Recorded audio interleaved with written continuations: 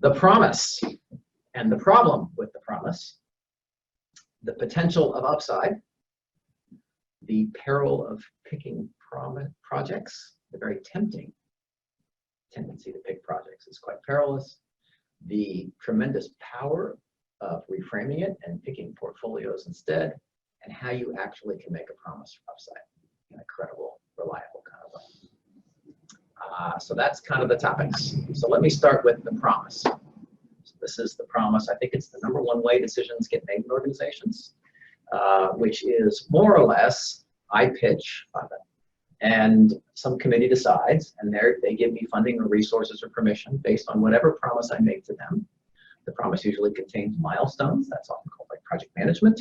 But the central element of the promise is some kind of financial return, usually, if you're talking about larger projects, right? So it's like, you give me so much money, and in some future date, I'm going to give you a whole lot of extra money.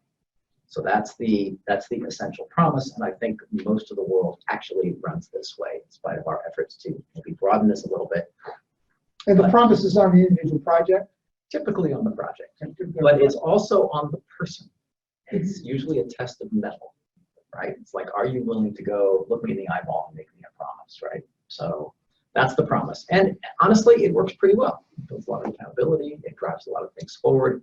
And there are many ways of making promises. It's pretty well studied.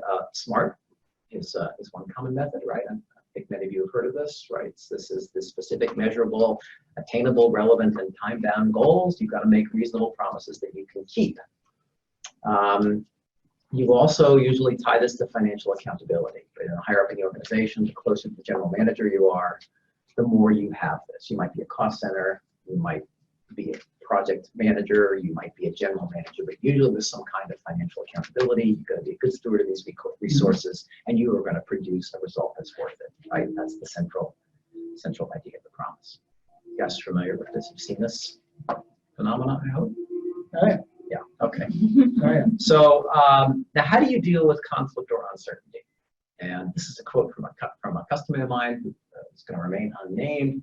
In a situation of conflict and ambiguity, they said, well, let's just pack everybody in a room, and we're going to have a big discussion, and we're going to align on assumptions, and then we're going to commit to the plan.